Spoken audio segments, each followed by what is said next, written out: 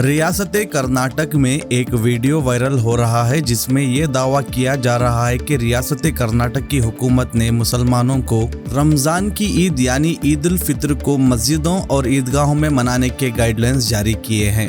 ये वीडियो कन्नड़ा के एक न्यूज़ चैनल का है जो कि पिछले साल का है।